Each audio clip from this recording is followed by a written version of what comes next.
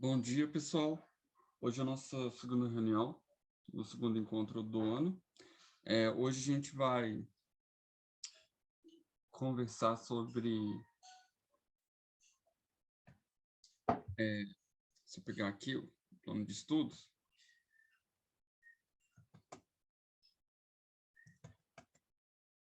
Hoje nós vamos conversar sobre a introdução e a parte 1 das ideias, sua origem, composição, conexão, abstração, etc., da obra Tratado de Natureza Humana, no livro 1 a obra do David Hume. E corresponde aí às páginas 19 à página 50 da obra que nós estamos utilizando.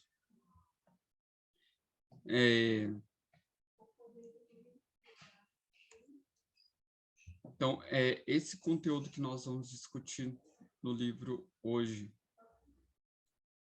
Caramba, peraí. Isso.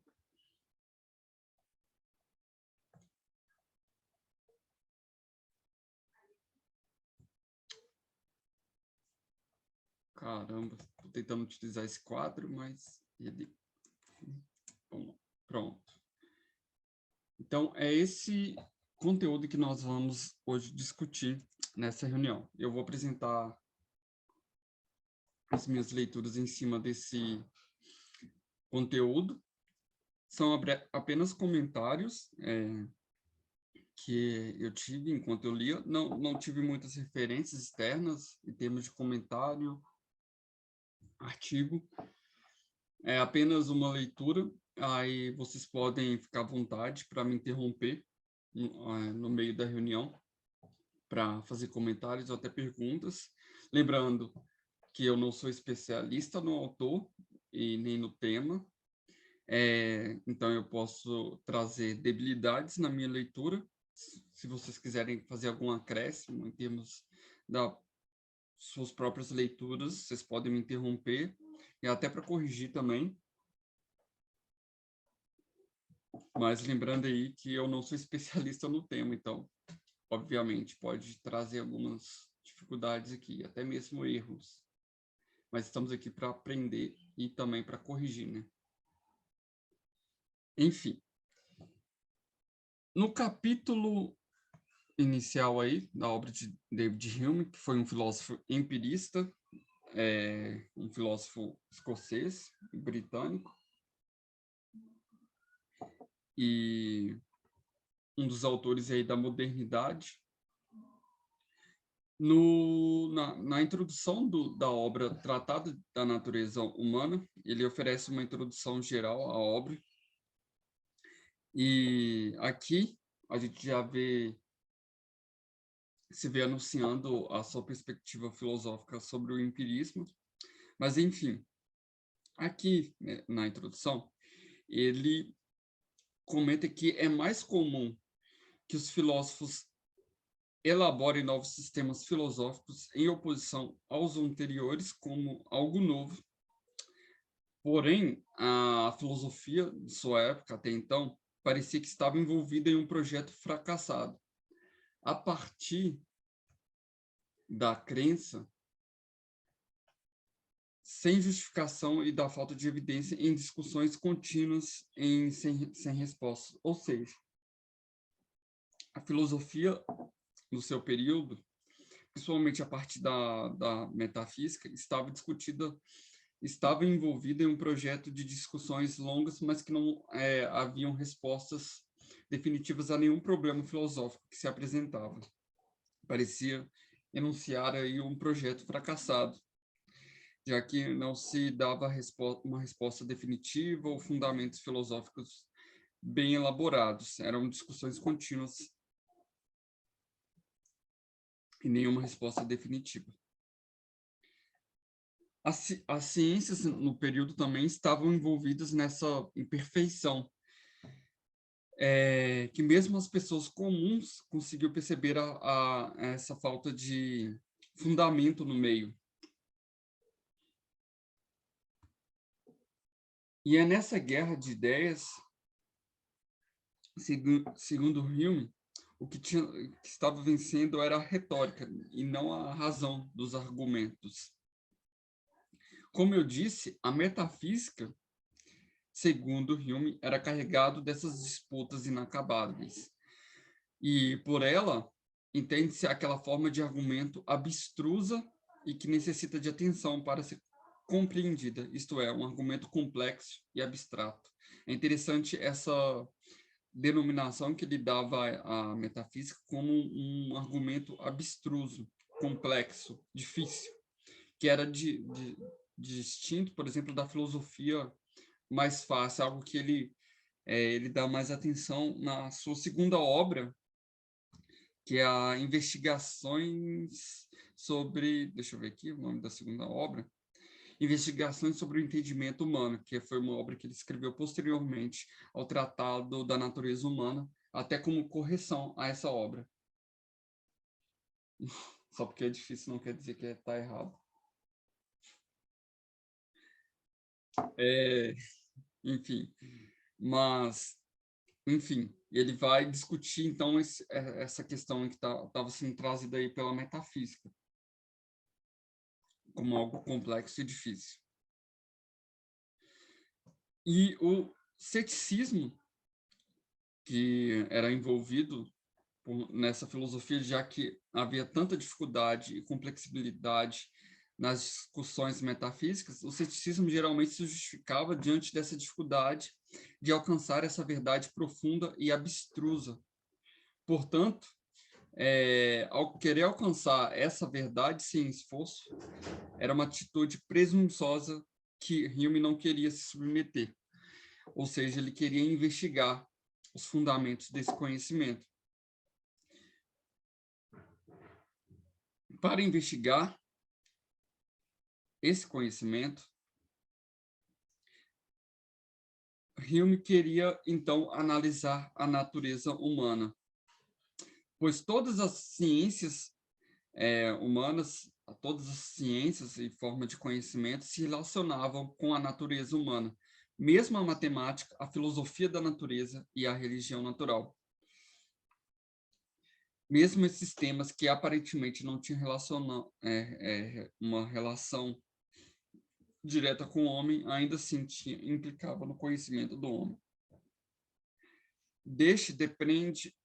Do conhecimento do homem depende o próprio progresso das disciplinas e do conhecimento em geral. Hume, portanto, pretende pôr um fim nas disputas filosóficas a partir do estudo da moral, tendo como fim o entendimento da natureza humana. A natureza humana, portanto, para ele, é a chave para a resolução dos problemas filosóficos, e é o que ele vai tratar aí no Tratado da Natureza Humana, que é fazer uma investigação do homem, do ser humano, e de compreendê-lo como um princípio para entender o próprio princípio do conhecimento.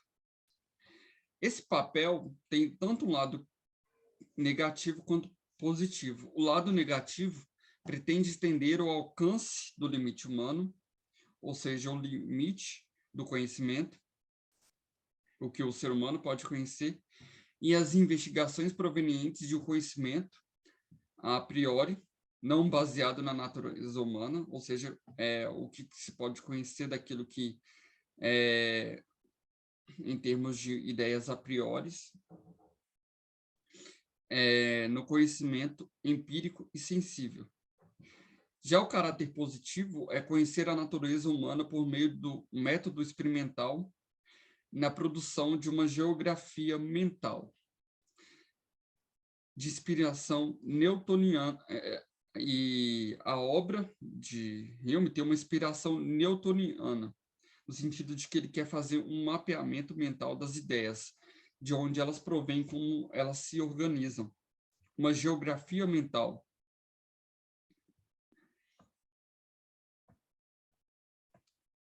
Deixa eu abrir a obra aqui.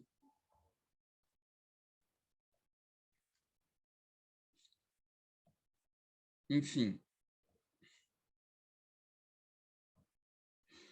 tendo em mente que o ser humano não é apenas um ser que raciocina sobre as coisas externas, mas também ele é também um objeto de raciocínio de si mesmo. Bom, além dessas disciplinas que eu citei, como a filosofia da natureza, a matemática, a física, etc., as 4 ciências mais importantes, como a lógica, a moral, a crítica e a política, também se voltam fundamentalmente, segundo Hume, para o homem e os assuntos do homem. Ou seja, eu tenho em mente o conhecimento do homem e se baseiam numa ideia do homem, do que é o ser humano. Portanto, a única forma de obter sucesso nessas investigações filosóficas sem fim, sem sucesso até então, era realizar uma investigação da natureza humana, que era o centro do conhecimento.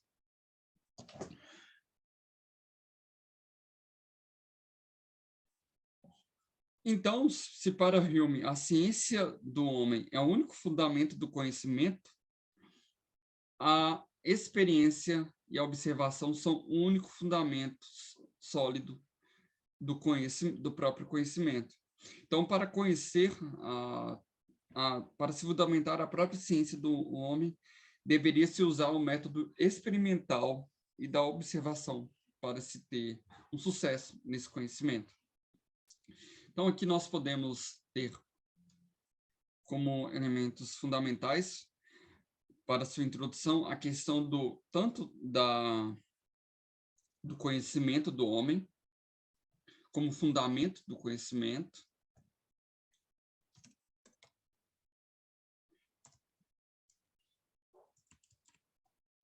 introdução. Conhecimento da natureza humana,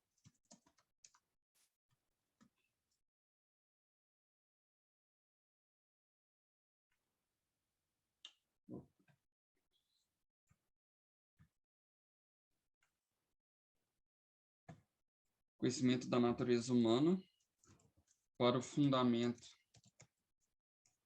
da ciência e da própria filosofia.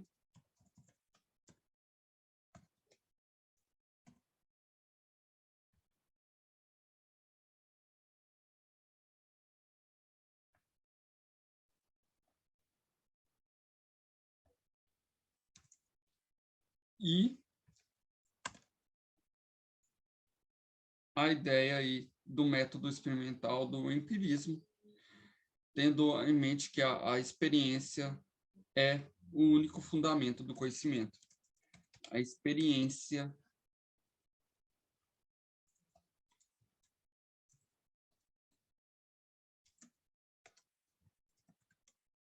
como fundamento do conhecimento humano.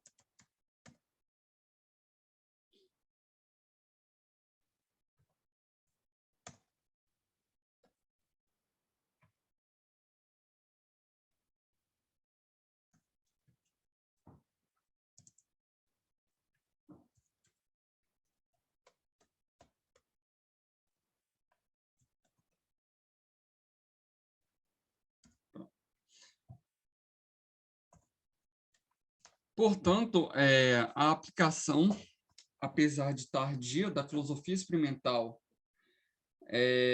sim, isso aí é um dos fundamentos da ciência. A ciência, na modernidade, está fundamentada tanto no método experimental e indutivo de Francis Bacon, que tem a ver com a filosofia empírica, quanto com o método racionalista cartesiano do discurso do método lá de Descartes. Portanto, a aplicação, apesar de tardia, da filosofia experimental à ciência da natureza deve também ser alargada, segundo Hume, para a filosofia moral. E é algo que se empreendeu muito no contexto inglês, como Hume relata na obra. E a ciência do homem representa, portanto, um passo ainda mais importante para o conhecimento do que mesmo a filosofia da natureza. E esse conhecimento, ele só poderia ser empreendido a partir do conhecimento da mente por meio de experimentos e observação dos efeitos particulares que resultam de circunstâncias e situações das circunstâncias e situações distintas, ou seja, a partir do método indutivo, em observar cada circunstância, cada situação particular para se ter um conhecimento geral.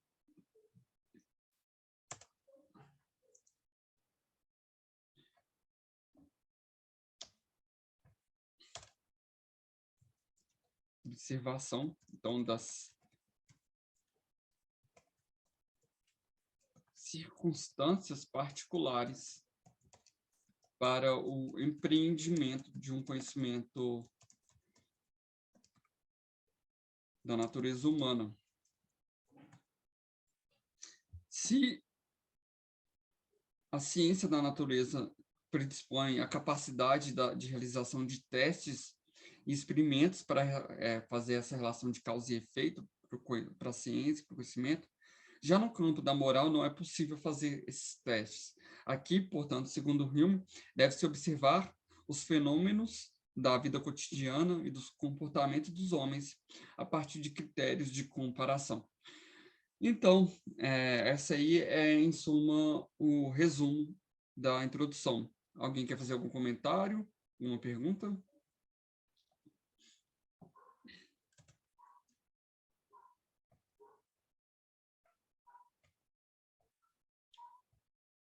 Bom.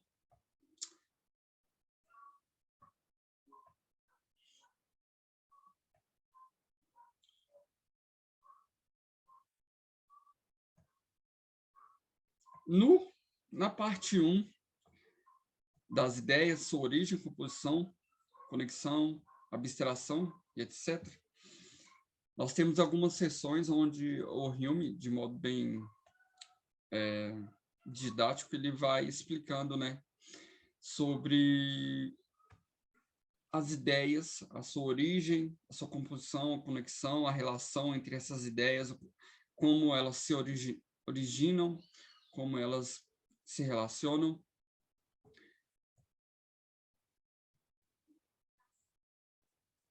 E agora eu vou trazer, né, explicar esse capítulo agora, as ideias gerais sobre as minhas leituras em relação a esse capítulo.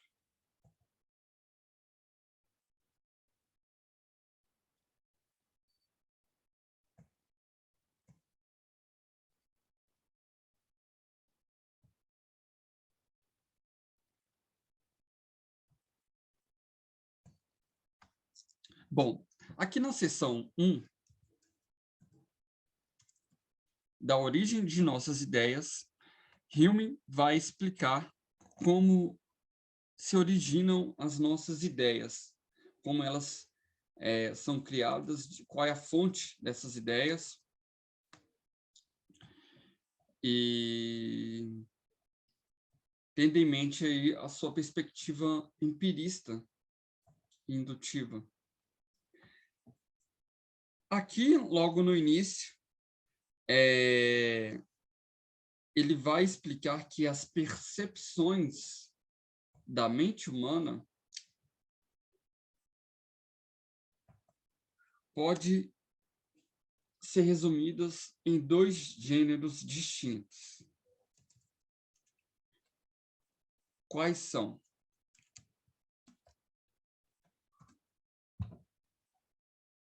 São as impressões e as ideias. A diferença entre as impressões e as ideias consiste justamente no grau de força e vividez com que atingem a mente humana e a consciência humana, pois as impressões são aquelas percepções mais vivas, isto é, como as sensações, as paixões e as emoções. E as ideias, elas são mais pálidas, são menos vívidas, menos fortes, são como pálidas imagens dessas impressões no pensamento.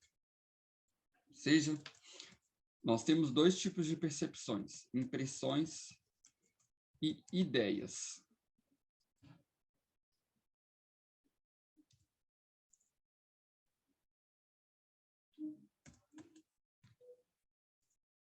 as impressões são mais vívidas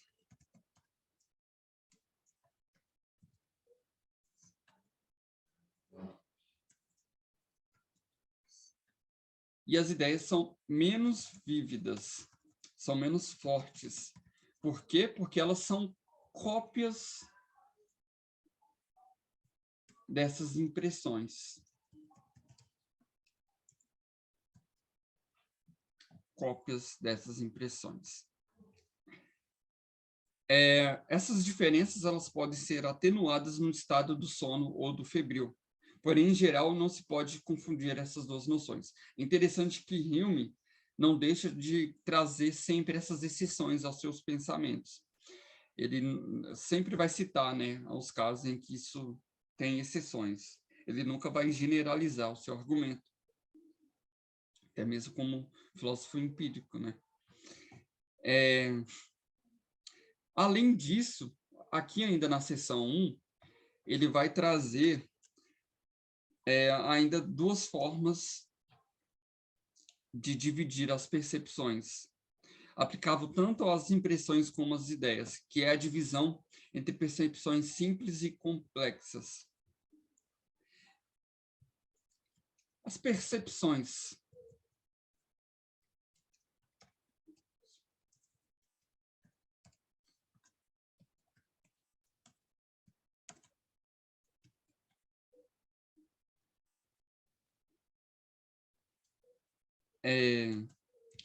as percepções simples,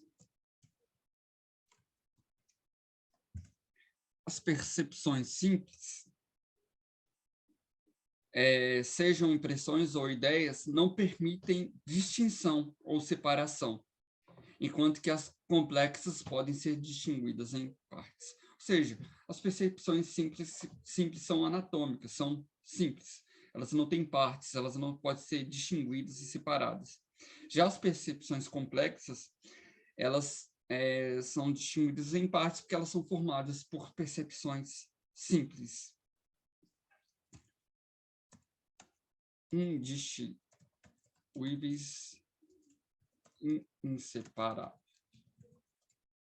inseparáveis.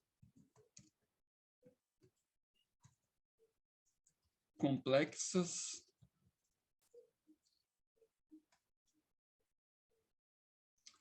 formadas pelas percepções simples.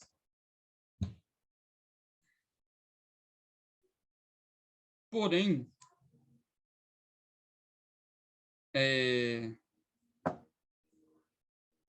peraí, fiz uma confusão aqui.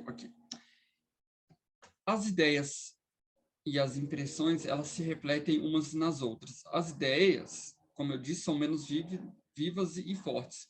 Elas são reflexos dessas impressões. Elas são cópias dessas impressões. Porém, a semelhança entre ideia e impressão, a partir da distinção entre percepção simples e complexa, possui um limite, essa reflexão da ideia e da impressão. Uma ideia complexa, como a Nova Jerusalém, como ele cita o exemplo da Nova Jerusalém, essa ideia complexa na imaginação, nunca teve uma impressão correspondente. Ou seja, nós nunca temos a ideia que nós temos de uma Nova Jerusalém, segundo Hume, não existe uma impressão sensível que corresponda a isso, na realidade, né? E muitas impressões complexas, como a cidade de Paris, não podem ser expressas exatamente como ideias. Nós não temos uma ideia definida do que seja Paris, porque é uma ideia complexa.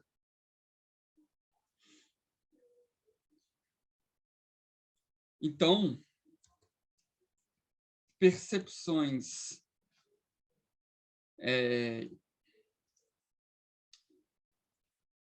nós podemos resumir que uma ideia complexa não corresponde exatamente a uma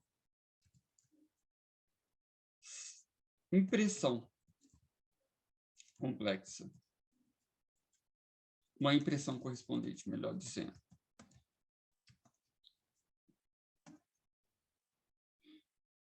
E uma ideia, e uma impressão complexa não pode. Uma impressão complexa não corresponde a uma ideia complexa.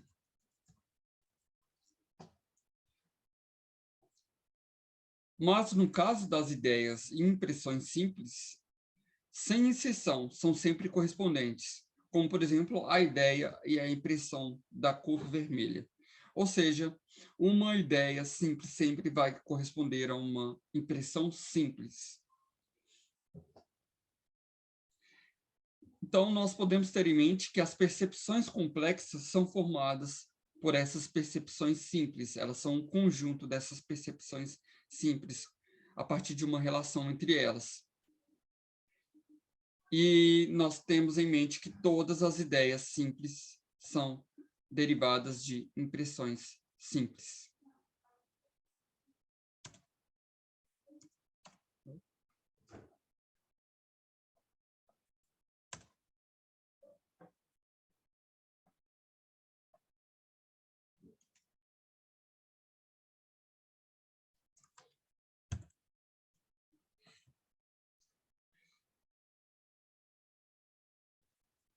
Já as impressões simples se assemelham às ideias, sendo mais vivas do que essas, cuja conjunção indica que a impressão é sempre causa da ideia. Por quê? Por causa do seu próprio empirismo, entendendo que toda ideia é causada por uma impressão.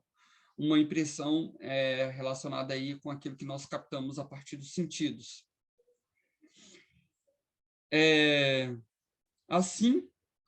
Assim como as ideias são imagem das impressões, pode-se formar também ideias secundárias dessas ideias primárias, tendo em mente que essas ideias primárias, que são ideias simples, derivam-se diretamente das impressões. E assim essas ideias secundárias são formadas a partir dessas ideias primárias. Então, se as impressões simples são mais vivas, essas ideias primárias são menos vivas, assim as ideias secundárias ainda são menos vivas ainda do que essas ideias primárias. Elas têm menos força, menos distinção. Quanto às ideias inatas, que ele vai fazer um comentário aí no final desse capítulo, nada se pode provar acerca dessas ideias inatas. Nós temos em mente que essas ideias inatas são aqueles conceitos a priori que existem na mente humana, que não pode ser provado pela experiência, que eles já estão presentes na mente antes da experiência, por isso que são a priori. Nada se pode provar acerca disso, a não ser que as ideias são precedidas por percepções ou por impressões. Ou seja, não existem ideias inatas aí, confirmando a tese de John Locke. Bom, agora passando. Aqui. Não há ideias inatas.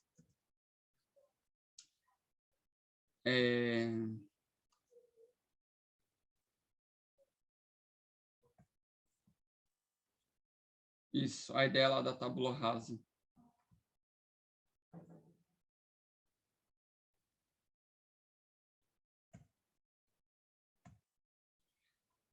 Na seção 2, de nome aí, divisão do tema,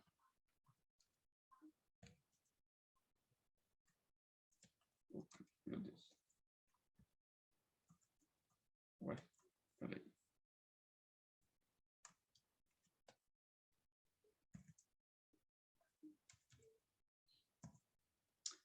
Na seção 2, divisão do tema,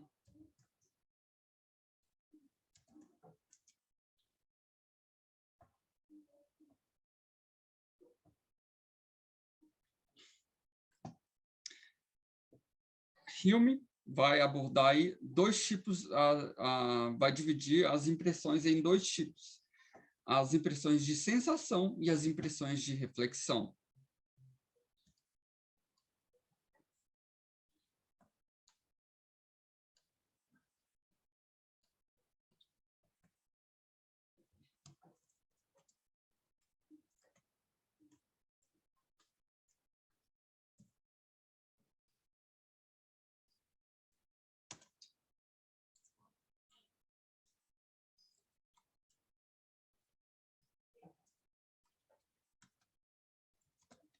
Impressão de sensação e de reflexão.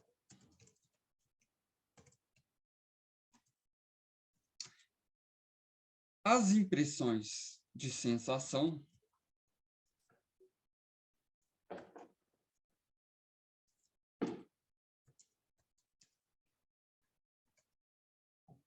de causa aparentemente desconhecida nasce primeiro na alma, provém da alma, então.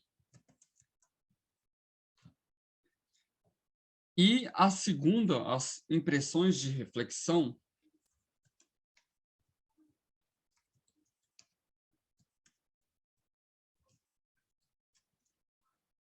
provém das ideias. A primeira, a sensação, as impressões de sensação, atingem os sentidos para captar determinada sensação, como a sensação do tato, a sensação da visão, que seriam aí as impressões da sensação. E aí, em seguida, a mente realiza uma cópia dessa impressão que permanece na mente e depois se torna uma ideia. Essa aí é a impressão de sensação. Já as impressões de reflexão estão relacionadas, como, por exemplo, as sensações de desejo ou aversão, de esperança ou medo. Ou seja, essas impressões de reflexão são aquelas impressões que são causadas por essas impressões de sensação enviadas pelos sentidos, como o sentido do tato, o sentido da visão, o sentido do olfato, as quais, após tornarem-se ideias, se voltam-se na alma, causam nessa determinada sensação de reflexão. Ou seja, a sensação de reflexão, como essa esperança ou medo, elas estão sempre baseadas nessas impressões de sensação, porque elas são refletidas dentro dentro da mente, dentro do espírito humano. E também são sensações fundamentadas na impressão de sensação como reflexão.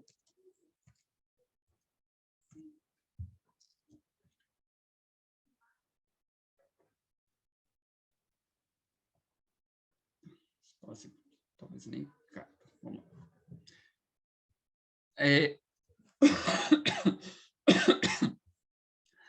As sensações, as impressões de sensações são objeto de estudo dos anatomistas e filósofos naturais, que se voltem para essas impressões. Já as impressões de reflexão, como a paixão, os desejos e as emoções, são objetos de estudo do filósofo moral, que é o que Hume vai se voltar para a análise.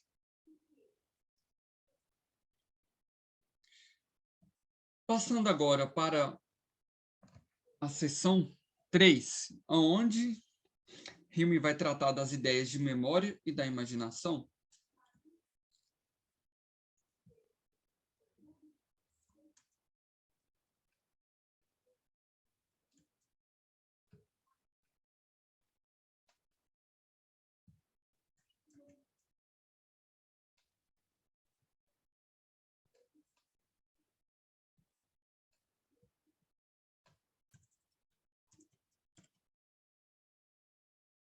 Não foi cópia, não.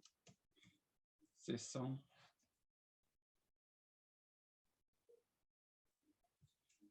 3.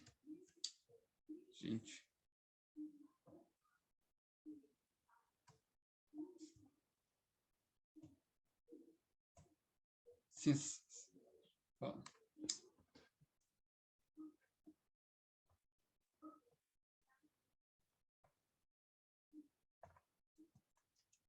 Seção 3 das ideias da memória e da imaginação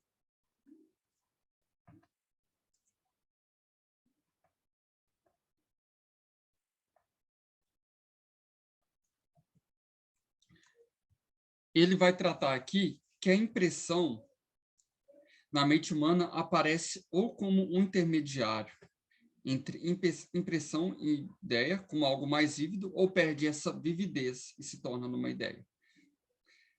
A memória é a faculdade que mantém a vividez dessas impressões, e a imaginação é a que diminui. Ou seja, memória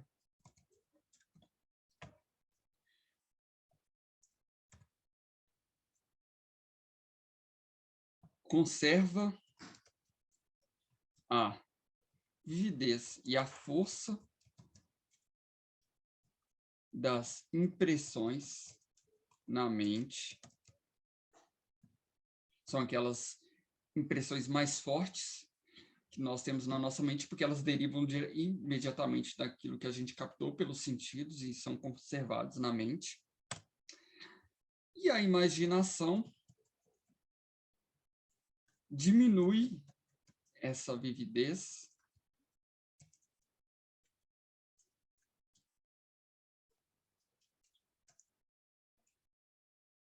e a força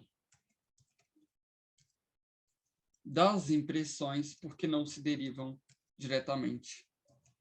Quer dizer, elas não são diretamente essas impressões. E ela que vai ser um caso que o Hume vai se voltar aqui para analisar mais especificamente essas impressões da imaginação. Outra diferença entre as ideias da memória e da imaginação é que as primeiras são intimamente atreladas às impressões. São intimamente vinculadas e não variam, né, nesta associação entre impressão e ideia. Não tem variação. Enquanto que as impressões de imaginação, embora causada pelas impressões, não se restringem a essas impressões. Por quê? Porque a imaginação tem a liberdade de transpor e transformar essas ideias. A imaginação, a partir da imaginação, o homem pode pegar determinadas impressões e utilizar delas para construir outras ideias.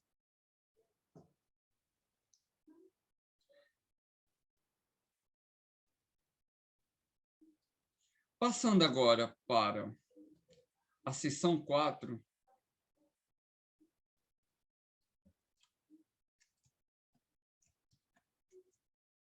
onde Hume trata da conexão ou associação das ideias,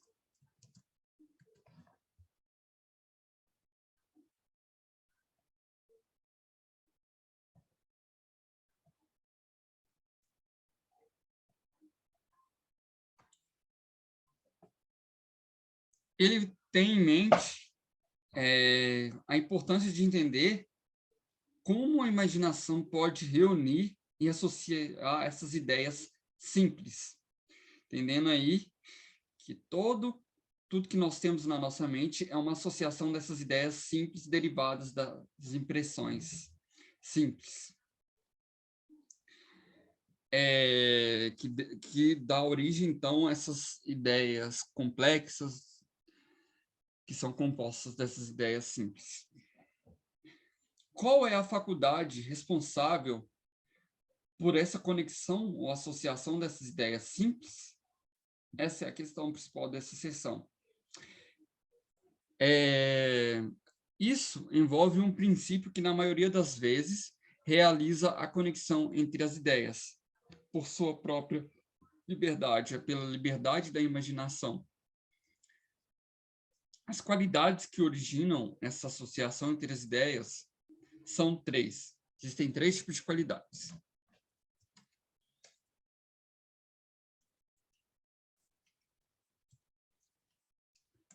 Três tipos de qualidade que originam as associações entre as ideias.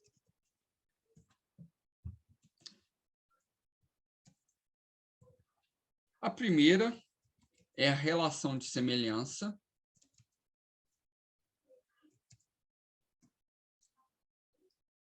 que é uma relação suficiente na circulação de ideias para estabelecer semelhança entre essas ideias.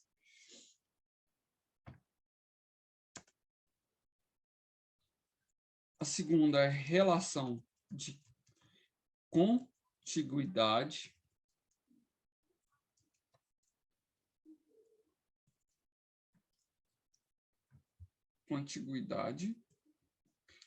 a partir de uma relação, uma associação regular entre os objetos que se situam em contiguidade uns em relação ao outro.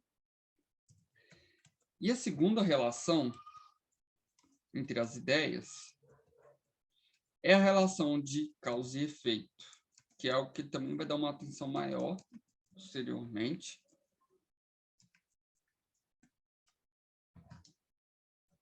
Pois quando dois objetos estão em uma relação aparente de causa e efeito, no momento em que um é causa de movimento ou existência no outro, aí aparentemente se enxerga uma relação de causa e efeito.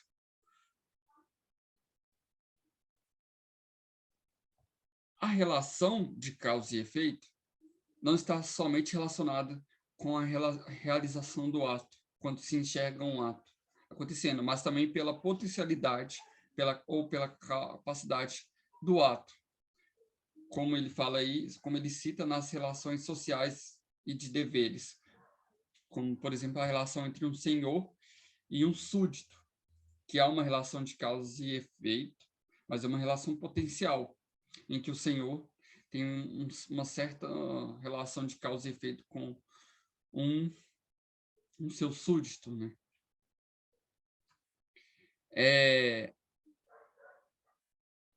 Estabelecido, então, aos princípios de união ou coesão entre as ideias simples, a partir da imaginação na memória, ou seja, quando a imaginação se utiliza dessas impressões guardadas na memória, e ela se utiliza delas para estabelecer essas relações que eu acabei de citar, há na mente um tipo de atração entre essas ideias, cujos efeitos são vastos e numerosos, mas cuja causa é desconhecida. Para Hume, o filósofo deve se ater ao estudo desses efeitos. Enfim, para Hume, essas ideias complexas estabelecidas entre essas relações, entre essas ideias simples, essas ideias complexas podem ser divididas entre relações, modos e substâncias. E aqui ele vai examinar nas sessões posteriores essas três ideias complexas, que são as ideias de relações, modos e substâncias. Na seção 5,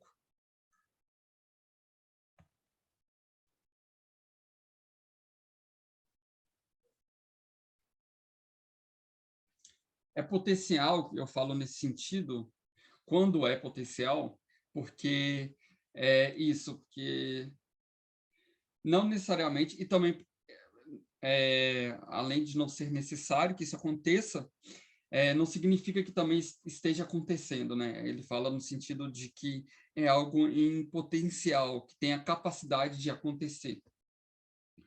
Por exemplo, podemos enxergar um senhor pode determinar uma ordem para um súdito. Isso é uma relação de causa e efeito.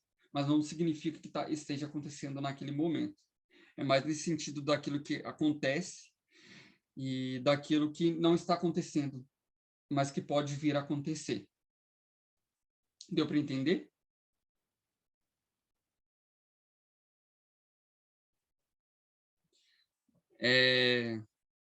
Mas ainda o Hume vai voltar para entender melhor essa relação de causa e efeito de uma maneira mais ampla. Bom, aqui na seção 5,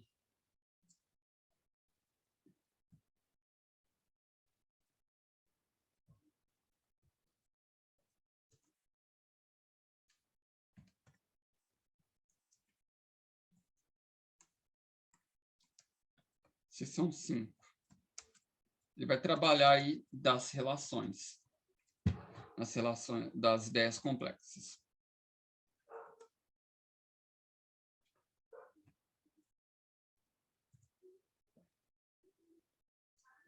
Relação, aqui ele vai explicar que a relação designa geralmente dois sentidos diferentes. A relação enquanto qualidade, a partir da qual duas ideias se conectam na imaginação, uma relação de anterioridade, quando uma ideia é anterior à outra e causa a outra.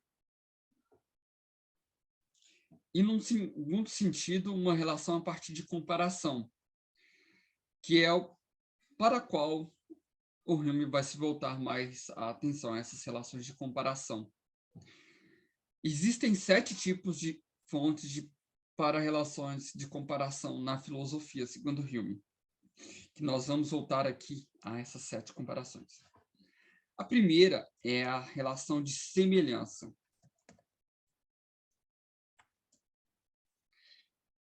Já que os objetos só podem ser comparados se possuírem algum grau de semelhança entre eles. A segunda forma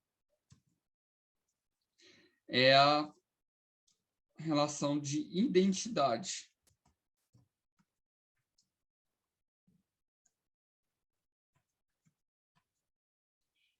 Sendo uma relação mais universal do que todas.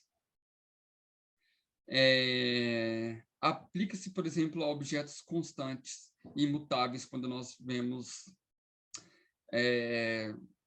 algo que sempre é encontrado com certa constância e imutabilidade, como pegar uma determinada impressão que sempre se repete. Nós vemos aí uma relação de identidade ao comparar essas impressões, essas ideias que sempre se repetem. A terceira relação é a relação espaço-tempo. São mais universais e abrangentes depois das relações de identidade. A terceira são as relações de quantidade relacionada ao número, né? A quarta são as relações de qualidade, nessas ideias, a relação entre as ideias.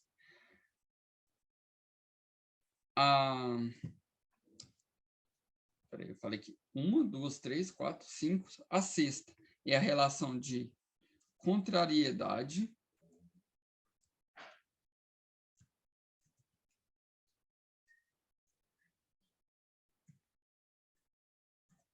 Pera, eu deixei de citar uma aqui. Deixa eu ver qual que está faltando.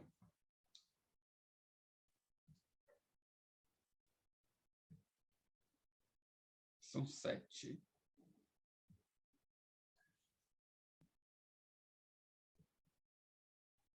Tem uma aqui que está faltando, eu não estou lembrando qual.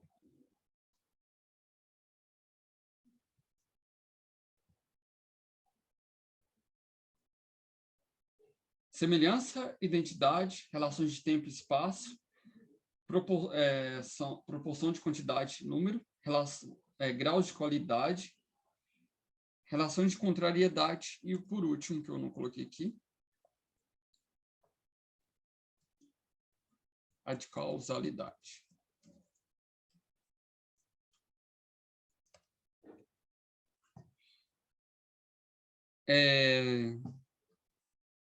A relação de contrariedade é a sétima forma de relação entre as ideias, que pode tendo em mente o que pode contradizer a regra que nenhuma relação pode subsistir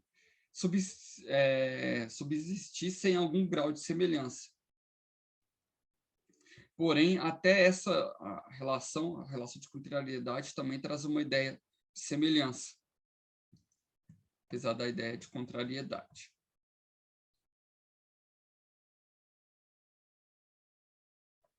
Aqui no final do capítulo, ele até dá uma nota que a diferença não é uma, apesar que alguns poderiam enxergar a diferença como uma relação, ele vai entender que Hume vai entender que a diferença é uma negação de uma relação, e não uma relação em si mesma.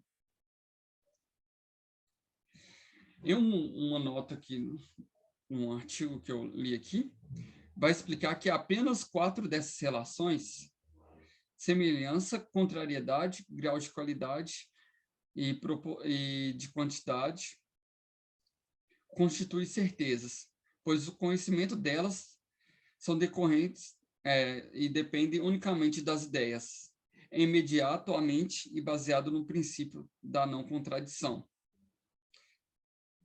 São o princípio do conhecimento, da ciência. As outras relações, como a identidade, relações de espaço e tempo e de causalidades, são produzidas pelo hábito, pelos costumes, e sobre eles o conhecimento é tão somente probabilidade. Bom,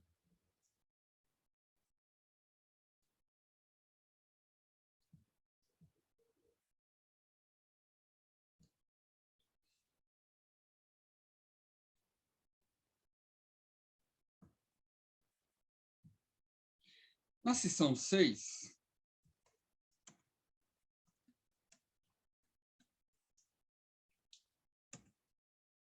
onde Hume vai tratar dos modos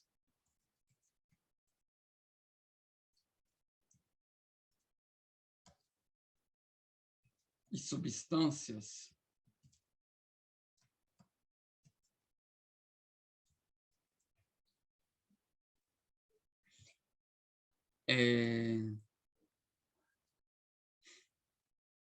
Hume, né, ele vai explicar sobre o que seriam esses conceitos de substâncias e acidentes, que são termos clássicos aí da própria metafísica, advindos aí da metafísica aristotélica.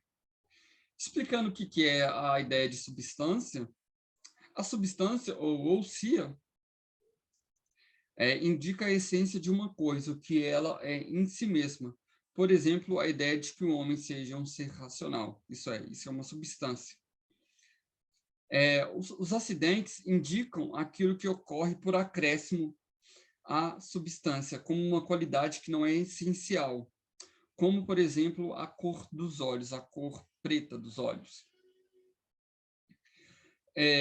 Não é essencial porque um ser humano, um indivíduo pode ter uma cor azul, o outro pode ter uma cor castanha, isso, ou seja, traz uma variação acidental. A substância denomina um conceito universal e necessário, enquanto que o acidente é contingencial. Isso é o conceito clássico de substância e acidente. Ao voltar a esses conceitos, Hume vai questionar esses conceitos a partir de seu empirismo, já que a experiência é o fundamento do conhecimento. Segundo, gente, eu vou ali rapidão. Pegar água. Volto um segundo.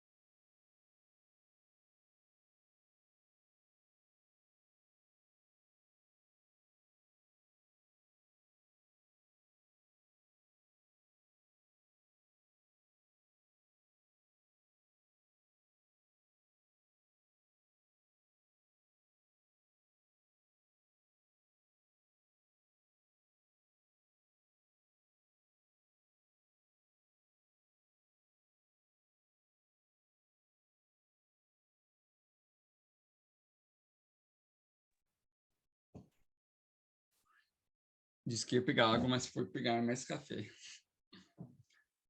Enfim, voltando.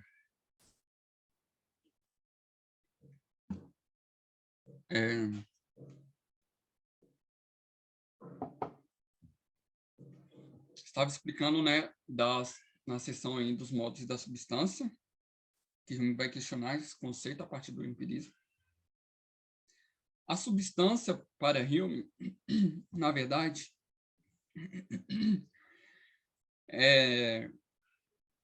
não pode ser tanto uma ideia simples, que é reduzida a uma impressão, como eu havia explicado, uma ideia simples sempre se reduz a uma impressão simples.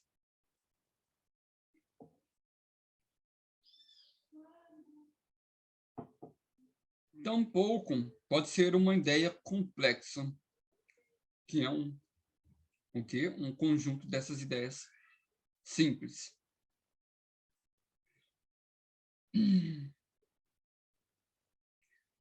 Quer dizer, ela não pode ser uma ideia e,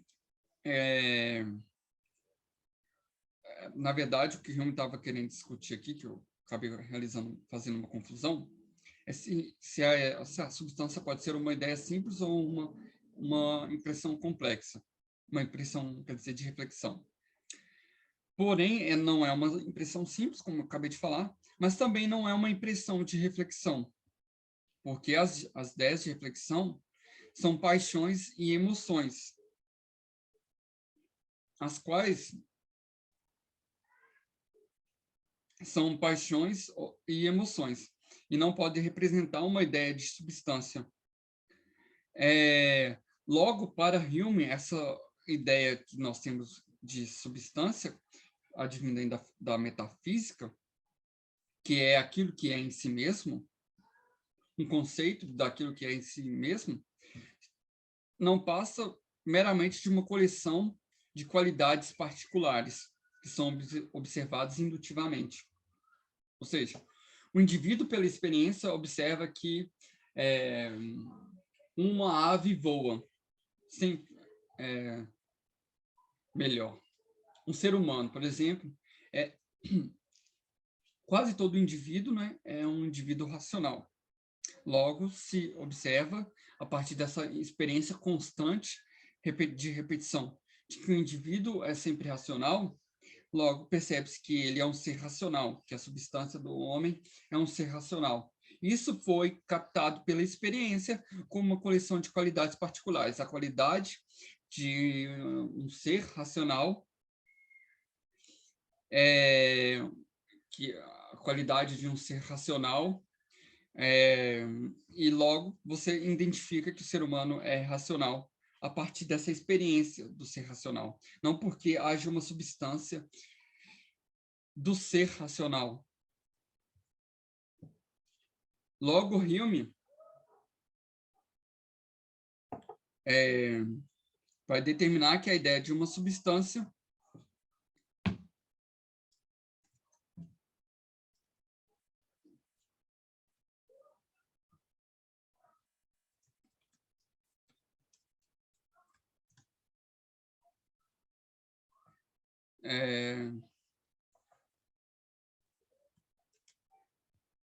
como eu havia dito, essa noção apenas representa uma coleção de qualidades particulares. Questionando aí a metafísica clássica.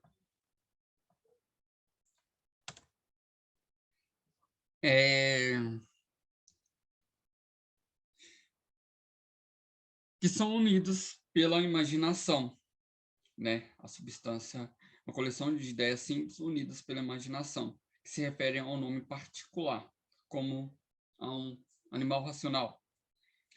A diferença, portanto, entre a substância e o modo são esses acidentes, é que as qualidades na substância se referem a um termo desconhecido, talvez conectados por relações de contiguidade e causalidade. Logo, a substância consiste em procurar qualidades constantes em vários objetos. Já o conceito de modo ou de acidente traz uma variabilidade constante, que ou não se vinculam pela contiguidade ou pela causação, ou, caso sejam vinculados, não é visto como fundamento de uma ideia complexa. Ou seja, vamos simplificar que o modo traz essa variabilidade constante. Ao contrário dessa ideia da substância. Logo, Hume vai recusar essa ideia aí de substância advinda da metafísica, já que ele é também um filósofo empirista, né? Na seção 7, que eu não vou dar tanta atenção, e a gente já pode passar logo mais para a discussão, que é onde ele vai vai discutir das ideias abstratas. Eu não vou aprofundar tanto, porque eu não estudei tanto afinco essa parte. Mas, em suma, ele vai discutir aí se as ideias abstratas são particulares, ideias particulares, advindas das sensações, da indução, ou se são ideias gerais, abstraídas. E aqui ele vai discutir, basicamente, esse conceito com outro filósofo empirista, que é o Berkeley, um filósofo britânico, que concebe que as ideias gerais são apenas ideias particulares vinculadas a um termo com significado extenso, o qual evoca outros indivíduos semelhantes ao mesmo. Ou seja, são, por exemplo, uma ideia de um celular particular, tem vários celulares particulares, né? Indivíduos particulares, e aí você abstrai um termo geral, celular, para se aplicar a esses vários indivíduos particulares, mas que são provindos dessa ideia particular de celular.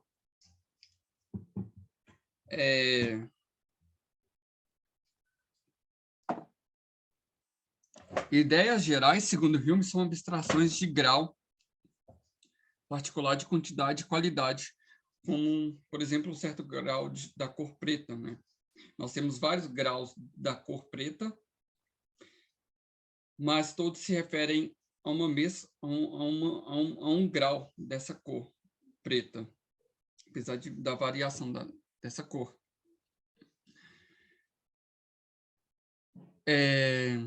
Em suma, nesse capítulo, Hume vai se utilizar da ideia de costume ou ideia de hábito para realizar a associação entre essas ideias e impressões, no sentido de que há um hábito psicológico de associar a um termo a uma coleção de ideias particulares que apresentam semelhanças entre si, de modo que a ideia abstrata é apenas uma ideia particular, que por costume foi abstraída por uma semelhança com outras. É um capítulo, uma parte em que ele dá maior atenção, mas eu não vou dar tanto, pela questão aí, mesmo do estudo e pela compreensibilidade do tema, mas, em suma, nós podemos ter em mente aí a ideia do hábito, que é uma ideia central, e a discussão aí entre ideias gerais e particulares.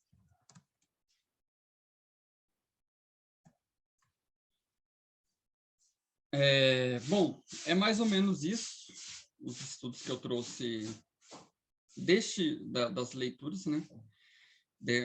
Dessa parte introdutória da obra, do Tratado da Natureza Humana, sobre Hume, que, vamos simplificar, trazem a ideia de que todas as nossas ideias são provindas das impressões, a partir da ideia do próprio empirismo. Todo o nosso conhecimento provém da experiência humana, e tendo em mente a importância aí do estudo da própria natureza humana para entender os limites do conhecimento humano, o que nós podemos conhecer ou o que nós não podemos conhecer. Enfim, comentários, dúvidas, vocês podem perguntar, etc. Talvez eu possa responder, talvez eu não possa. Como disse, eu não sou especialista no tema, mas eu espero aí poder ajudar ou mesmo dialogar sobre esse tema com vocês. Enfim, está aberto aí para comentários e dúvidas sobre o tema.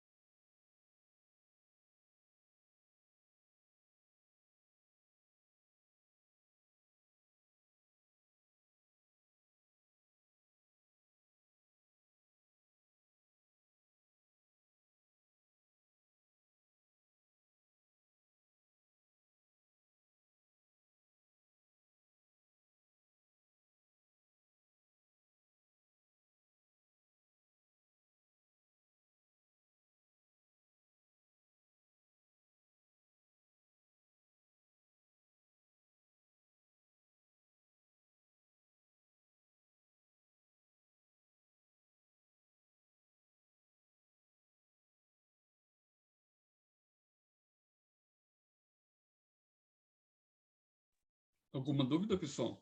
Comentário?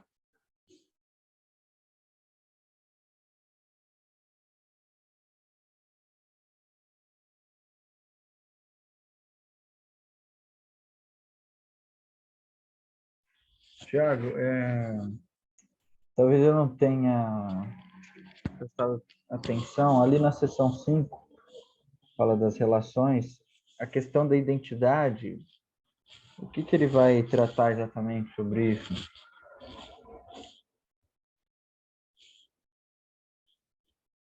Vou abrir aqui no capítulo.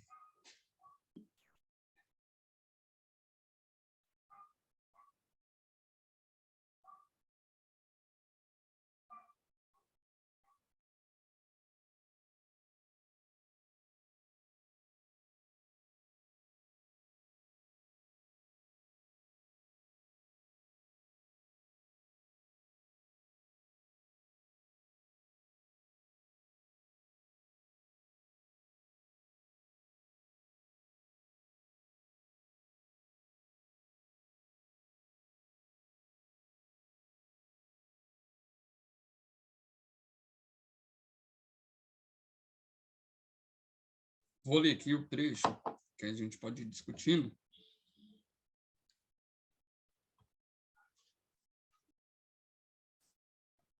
Vamos lá. A identidade pode ser vista como uma segunda espécie de relação. Considero aqui essa relação enquanto aplicada em seu sentido mais estrito, a objetos constantes e imutáveis, sem examinar a natureza ou fundamento da identidade pessoal. Consigo. Peraí.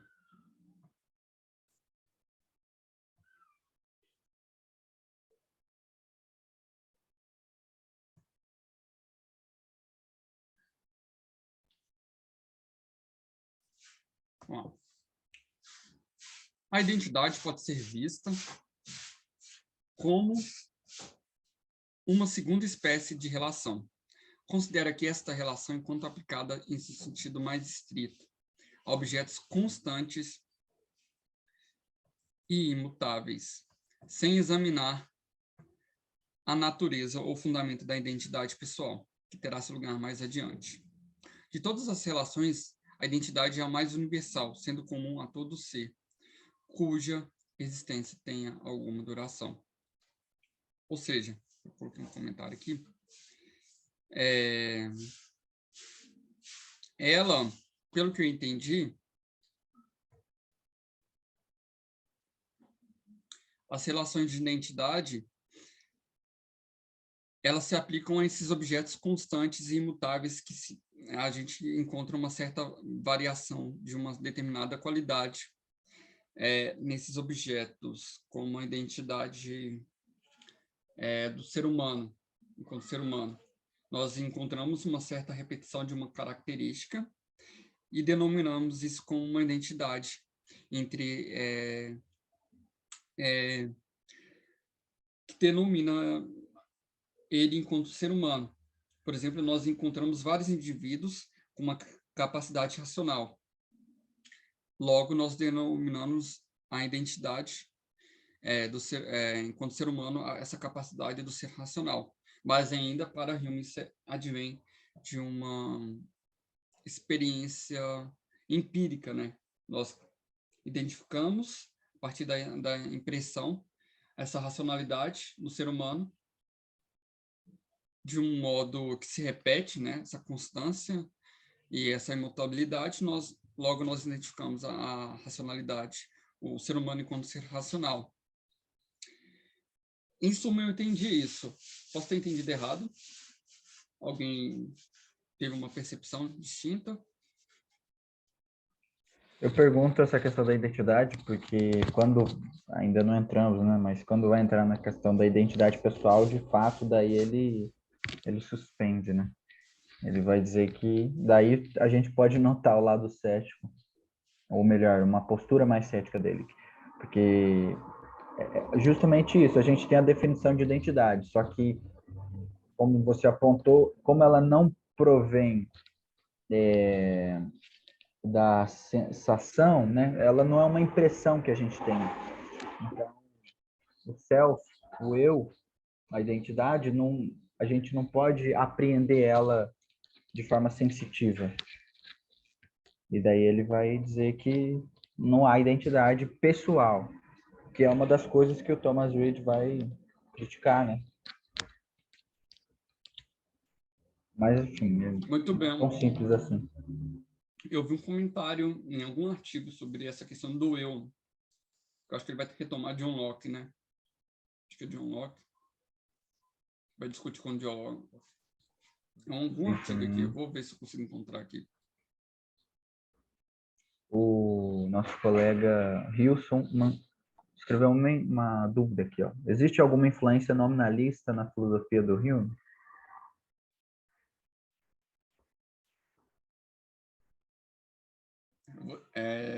Vou ter que pesquisar aqui. Eu, assim, se alguém tiver já uma resposta de cara, pode responder. Mas, assim, entendendo o nominalismo, essa ideia de que existem conceitos que não se referem a um objeto, né? Eles são apenas nomes. Eu acho que, assim, acho que não. Acho que Hume talvez iria discutir esse conceito, porque toda ideia provém de uma impressão. Então, é justamente o oposto, né? Se a gente pensar.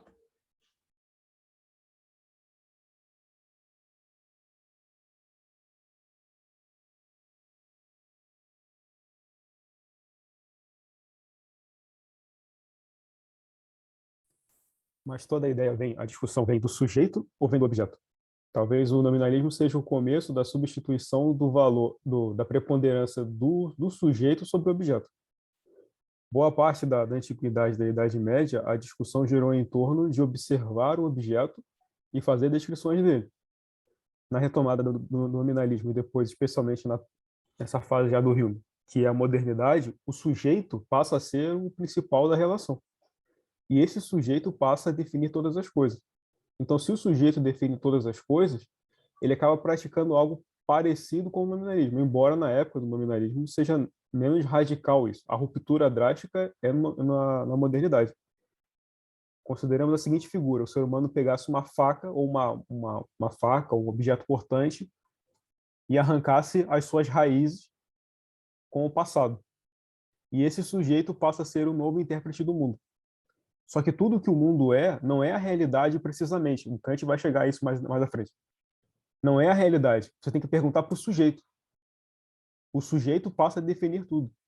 Não chega a ser a tábula rasa ainda, mas depois vai desencadear. Não é só a tábula rasa, é o behaviorismo e a própria ideia de psicologia, sociologia, antropologia estão centradas no homem.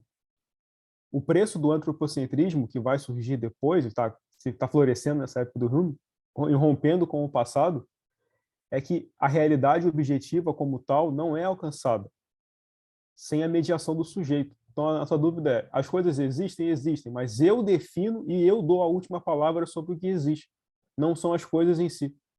Isso é preocupante, porque se o ser humano der a última palavra sobre tudo, esse ser humano tem falhas, como todos já observaram. O Hume próprio percebeu que algumas das questões da impressão e da imaginação são falhas. Nem tudo é correto. É preciso estabelecer um método que dê ao ser humano segurança para fazer as verificações sobre suas impressões. Mas, em todo caso, o sujeito continua a ser alguém falho, incapaz de ter uma relação precisa e perfeita com a realidade.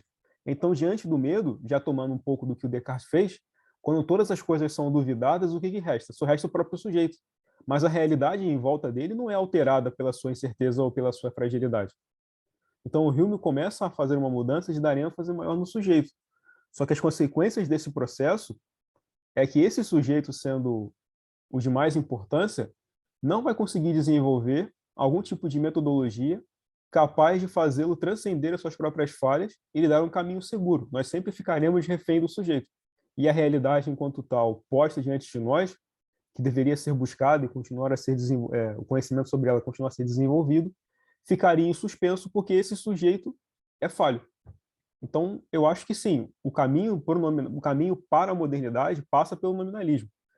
Mas, como o Hume está no futuro, seria uma falha colocar o nominalismo nele, mas que existem raízes do nominalismo nele, eu acho que sim, por essa via, de que a modernidade marca o sujeito Deus, vamos dizer assim, que define todas as coisas e dá a palavra final, terminando lá na frente nessa possibilidade que é seja o behaviorismo, como o ser humano como uma coisa que se constrói, ou mesmo pelas teorias da vontade, que preponderam no século XIX, especialmente no século XX. Eu faço o que eu quero e o mundo inteiro é uma relação de vontade. Não é realidade objetiva, é a vontade de alguém ou de um grupo que se estabelece por meio de um conflito com outros. Eu acho que seria isso. E as impressões, as vontades, tudo vai para as cucuias, mas tudo ser desaparecido em nome dessa briga de vontade e de interesses do sujeito. Realmente a influência, sim. Eu pesquisei aqui. Na verdade, eu vi aqui que o Hume é considerado nominalista a partir de semelhança juntamente com filósofos da filosofia analítica, como o Rudolf Carnap e o Wittgenstein. Há uma proposta de nominalismo semelhança. E acho que está relacionado mesmo com relação a esse conceito aí da substância. Mas eu não cheguei a examinar direito esse tema. De fato, que ele vai negar, né, que existam substâncias. Sobre a ideia da identidade, tem um comentário aqui. Vamos lá. A eliminação do conceito tradicional de substância acelerou-se depois de Locke, Berkeley, Nossa, peraí, como é que... Está escrito meio errado aqui. Estou tirando aqui um comentário da noção de substância em Locke, o texto de Galton. Aí no final aqui, ele vai trazer um comentário sobre Hume. Está escrito um pouco errado aqui, mas vou ler aqui. A eliminação do conceito tradicional de substância acelerou-se depois de Locke e Berkeley. Rejeitou a noção científica de estrutura insensível, favorecendo a noção de objetos físicos como combinações de qualidades. Hume pronunciou o conceito de substância como sem sentido. Não há impressão do sentido ou de reflexão para essa ideia, e desafiou a noção de uma alma imaterial. O eu de Hume não é, como se tem apresentado, apenas um conjunto de percepções. Ele firmemente identificou a verdadeira ideia de mente humana como um sistema de diferentes percepções ou existências, que estão ligados em conjunto pela ação de causa e efeito, e mutuamente se produzem, se destroem, se influenciam e se modificam umas às outras. Todavia, mesmo reconhecendo os problemas de um sistema de existência causalmente relacionados, estamos provavelmente corretos em ouvir em Hume um eco do conceito lockeano de pessoa. Outra, enviar aqui.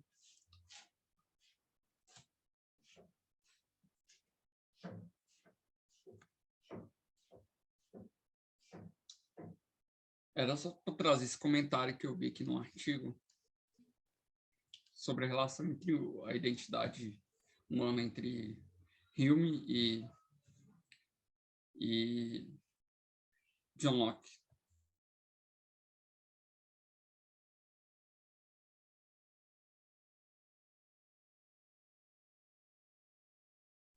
Mais comentários podem fazer aí, pessoal.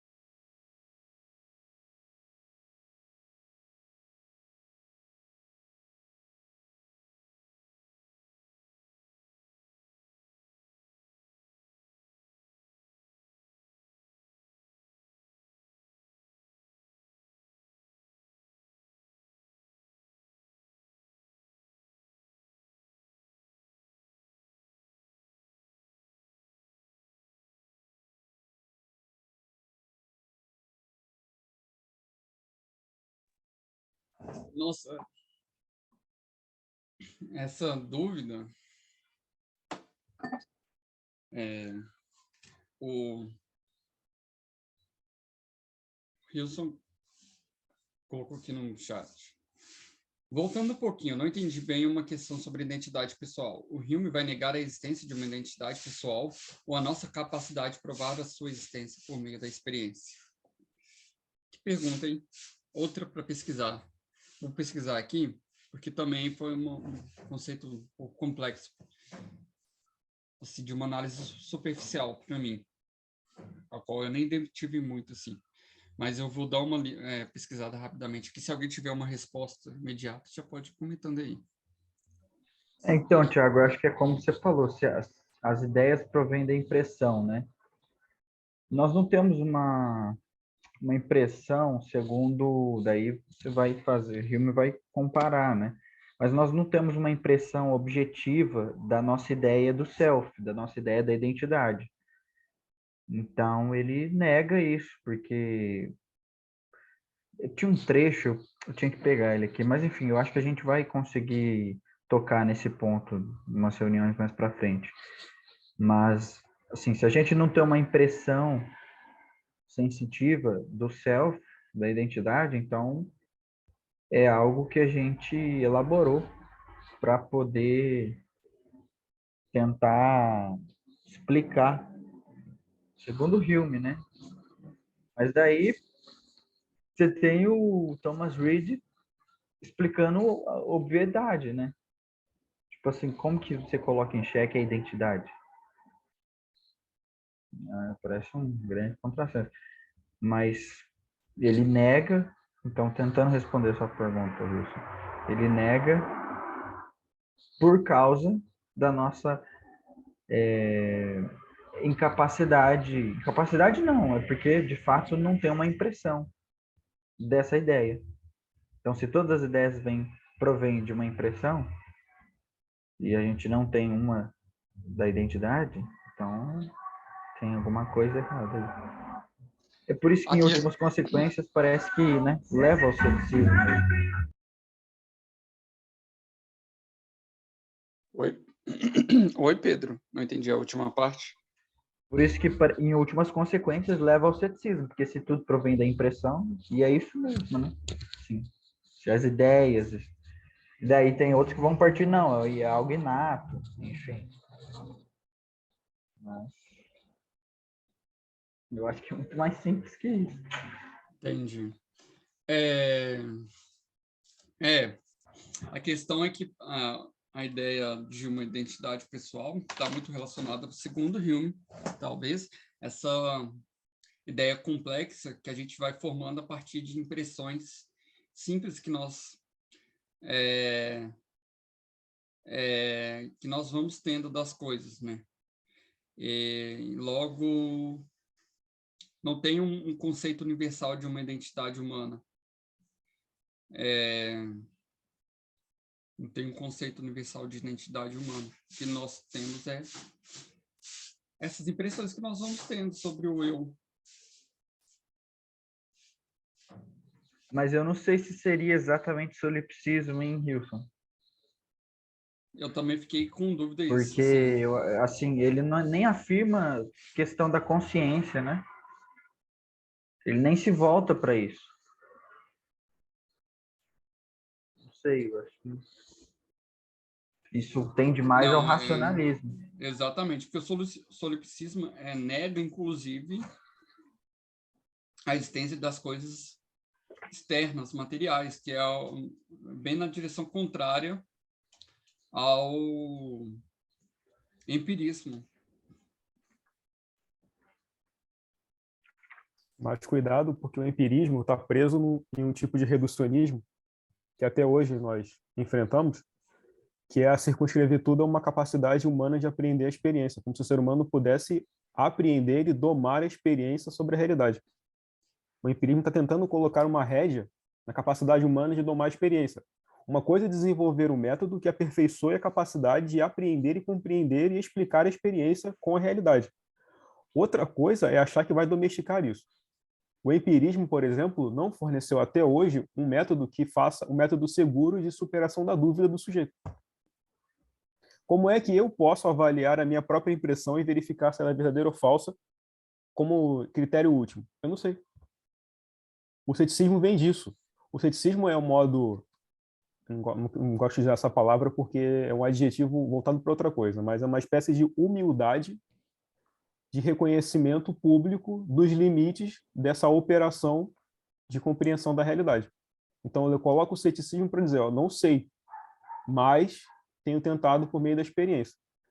Eu acho o solipsismo um exagero, mas não quer dizer que essa impressão não passe um pouco por essa tarefa. Não, tudo nós baseamos é a experiência. Mas espera aí.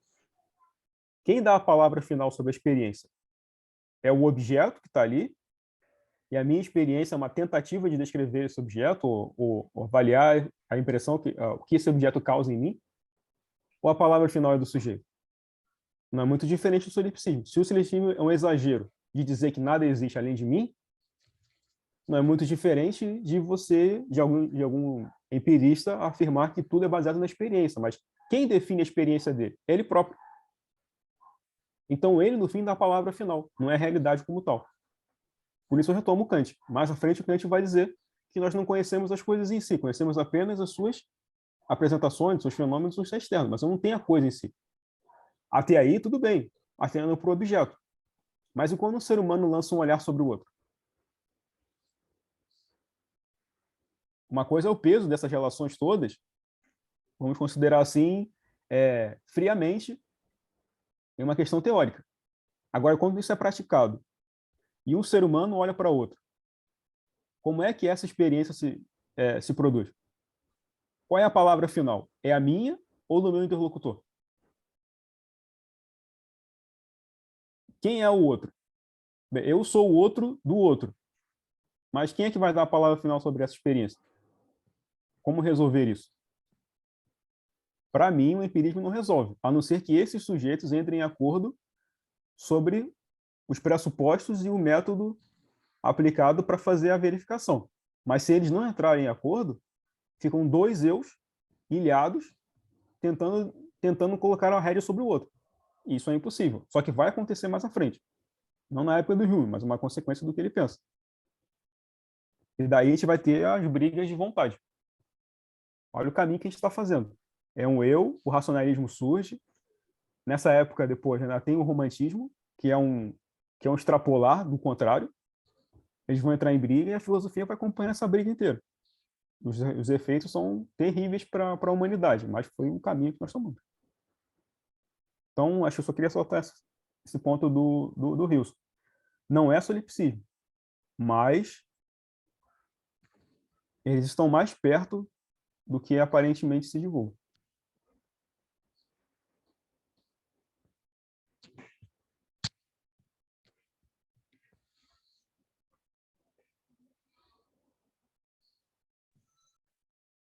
Eu ia comentar uma coisa, só que acabei me esquecendo. Vou ler o comentário aqui do Rios. Talvez o Hume não concordaria com a definição de solipsismo, porque ele reconhece a existência externa captada por meio da experiência. Estava exagerando essa característica de estar sozinho na análise de tudo por meio da experiência, querendo zoar a negação dele, da existência da substância mesmo. É o problema aí que o Hume está se deparando com a justificação epistêmica, né, do conhecimento, e com a questão lá do fundacionalismo, qual é a base do conhecimento, se são essas impressões, essas ideias provindas diretamente da impressão, mas você não pode ter... Como é que você vai justificar essa própria concepção de que o conhecimento provém da experiência? Você vai ter que tomar isso como um princípio universal. E como é que você universaliza isso? Aí você entra no ceticismo. Ou ceticismo radical, ou você vira um fundacionalista e aceita isso. Né? Mas o quanto dessa fragilidade da briga entre fundamentos é exposto no debate público. Muitas vezes as pessoas já entram no debate e não se preocupam com essas coisas. E aí vão começar a briga de foice, sendo que o problema são os fundamentos. Enquanto os fundamentos não forem tratados, a possibilidade de que se estabeleça um diálogo ou mesmo um debate é absurdo, é uma conversa de louco, que é basicamente uma das consequências que nós vivemos hoje, especialmente na internet. A internet não vale, né? Mas em debates em geral, carregam esse problema. As pessoas acham que partem de um ponto em comum, mas esquecem de observar os fundamentos do que dizem, ou os pressupostos que seja, para então estabelecer as condições para um debate, um diálogo. Se essas condições não forem tratadas antes, não tem diálogo, não tem debate, é conversa de louco. Embora eles conversem no mesmo idioma, eles estão falando coisas com significados absolutamente diferentes. A própria ideia de ceticismo hoje, ou já na época do Hume, era muito mais uma tentativa de separar a sociedade em duas categorias distintas. Os que eram sujeitos ao domínio da razão na apreensão das coisas e aqueles que questionavam o domínio absoluto da razão. Não quer dizer que eles sejam racionalistas, mas era aquilo. Ou você acredita na razão, ou você é uma espécie de fideísta irracional lunático. E a briga vai ser essa. Não tanto entre eles. Assim, que vai ser estabelecido um diálogo e eles vão ter pontos de concordância e discordância. Mas como jogar o outro no colo da irracionalidade e no colo da loucura para que perca a legitimidade no debate público.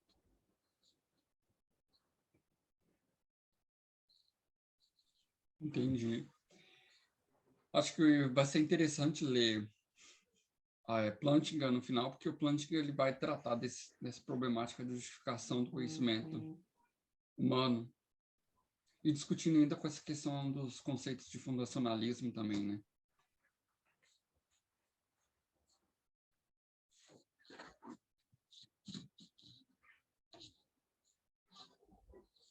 Você vai fazer algum Uma pergunta, comentário? só uma perguntinha que talvez eu acho que eu não sei se eu consigo compreender corretamente. Se estiver errado, por favor, me corrija.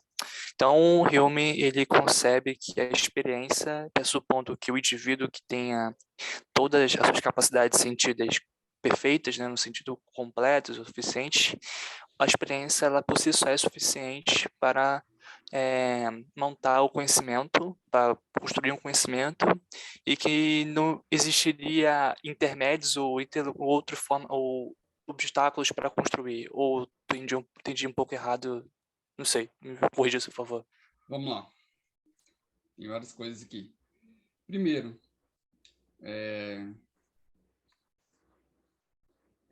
peraí, problema aqui na minha tela. Vamos lá. Para Hume, a experiência é o fundamento do conhecimento, ou seja, tudo que nós conhecemos provém da experiência e todas as nossas ideias são provenientes da experiência. Mas é claro, a razão tem uma função aí. E a função da razão para Hume é mapear, organizar, transpor, transformar, ordenar essas ideias que são provenientes da experiência. O papel da razão é esse, que é ordenar essas impressões. A experiência, ela só pode conhecer as impressões dos objetos.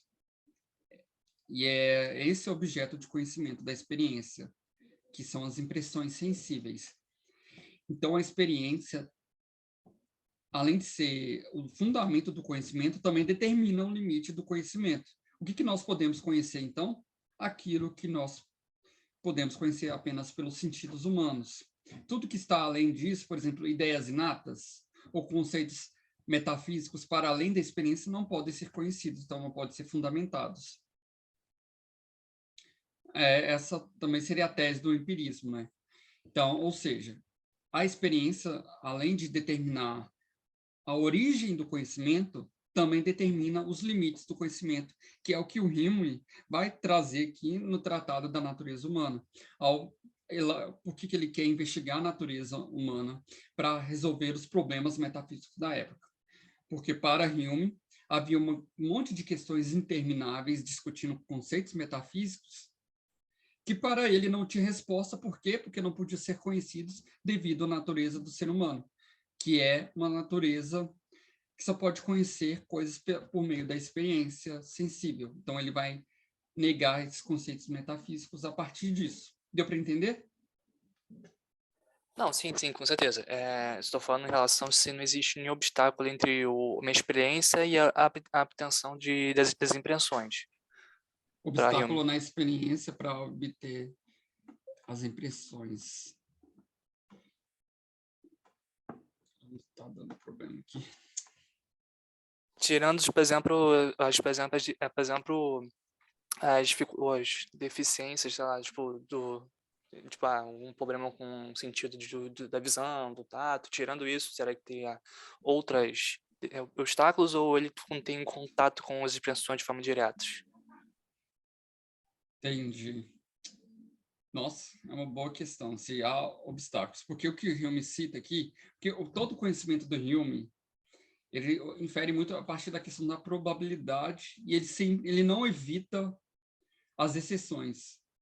Então, sempre há exceção, que é a exceção, por exemplo, do conhecimento da experiência das coisas sensíveis. Ele vai citar, por exemplo, o estado do sono, as coisas se confundem, né?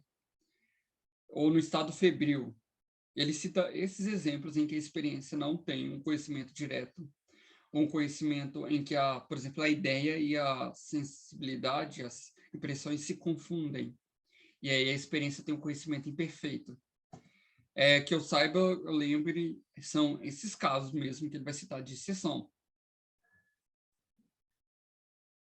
É o que Entendi. eu lembro, são essas exceções mesmo. Mas vale perguntar como é que o empirismo consegue fazer a avaliação da experiência de um louco. A experiência do louco é real ou é falsa? Não tem como fundamentar, porque né, teria que ter uma justificação metafísica para isso, né? Exatamente. Então o louco está certo. Por isso ou será que nós somos loucos e o louco está certo? Por isso a questão também do hábito, né? Que o Remy infere.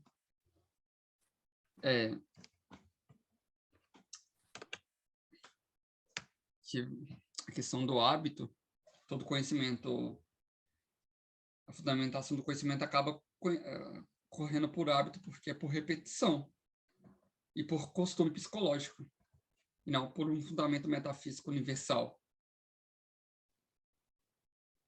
Exatamente, mas da antiguidade até a época medieval foi possível estabilizar esse processo e o ser humano conseguiu enveredar pelo caminho do conhecimento com muito mais liberdade. A modernidade rompeu com isso, mas se aproveitou do legado da antiguidade e do período medieval para desenvolver suas habilidades. Mas uma hora esse legado acaba, como um recurso que se esgota e precisa ser substituído por outra matéria-prima, a qual até agora não foi apresentada. E quanto mais o ser humano mergulha na sua mente, que é essa base de avaliação das experiências, o ser humano começa a ficar perdido. Porque é um fundo, é quase um fundo do poço, a mente humana. Qual o limite? Pode pegar, o Matheus da área de psicologia. Psicologia, psiquiatria, essas áreas todas. Parece um pântano. Não, desculpa aí, fiz um comentário alto porque eu estava lendo aqui o comentário do Hilson, que eu acho que tem uma confusão aqui. Vamos lá. Acho que é uma boa pergunta. Porque se a experiência é a base direta de todas as coisas, todas as pessoas deveriam concordar sobre aquele conhecimento adquirido da experiência. Mas e quando a gente é burro, como eu? E daí? E quando as pessoas discordam?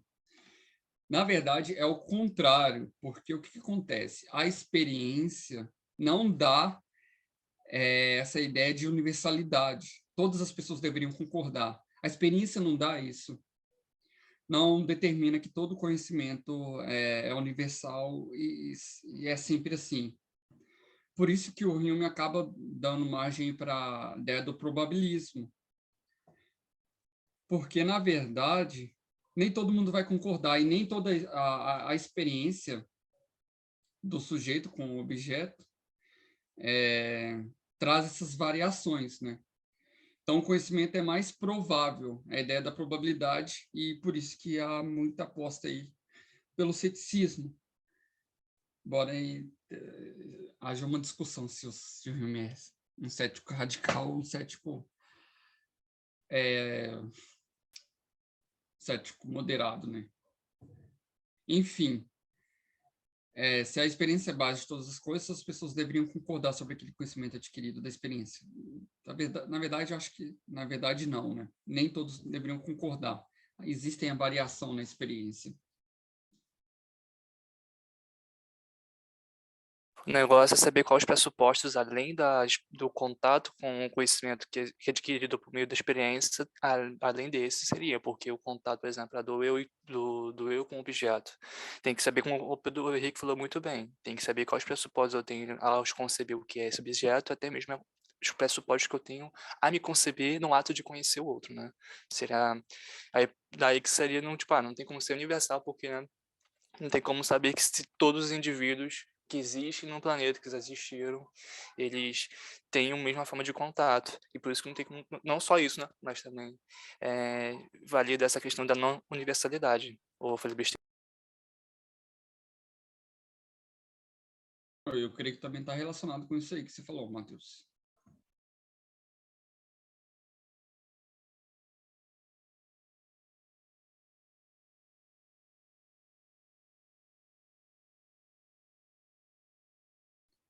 Acho que a etapa definitiva da formação do empirismo com o Hume é a transformação dessa avaliação da experiência em um sistema confiável de obtenção do conhecimento. Então, é a transição de construção disso. Nós já conhecemos, ou pelo menos temos acesso ao material completo sobre o empirismo, já está consolidado.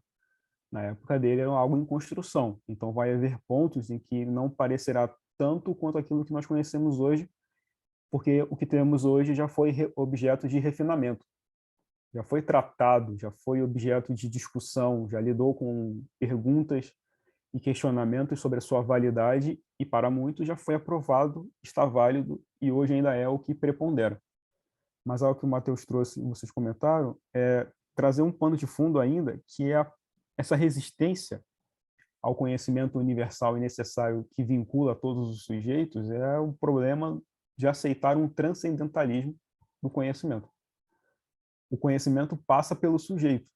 Se há algo além de nós que nos vincula, esse ser humano perde a autonomia do exercício da sua vontade e passa a ser alguém a se sujeitar a algo maior do que ele.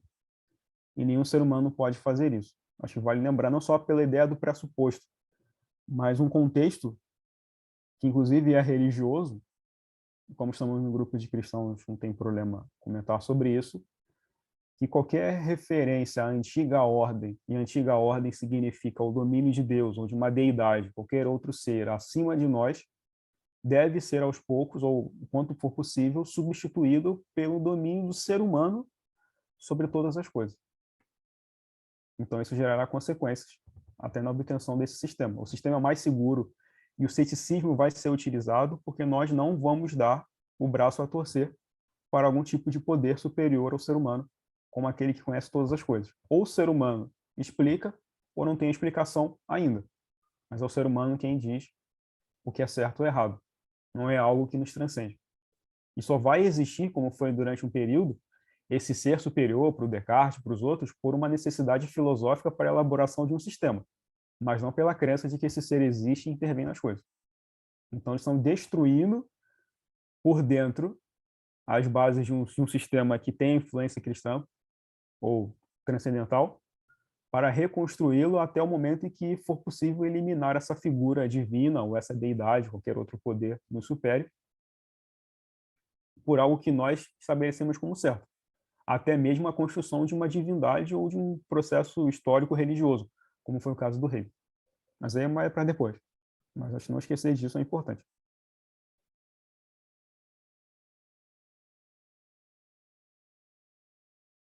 Ótimo.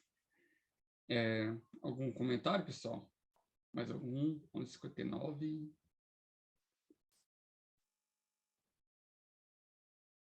Quem tem fome tem pressa.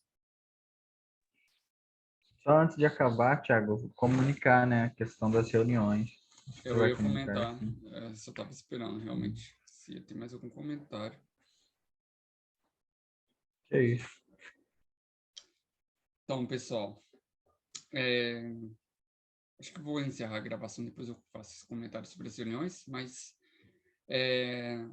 acho que não vai haver mais alguma dúvida. Eu agradeço a participação do pessoal hoje na nossa reunião e obrigado aí pelos comentários. Desculpem os limites com relação à apresentação. E, bom, até a próxima reunião, que vai ocorrer daqui 2 semanas. Fiquem com Deus, bom fim de semana para vocês.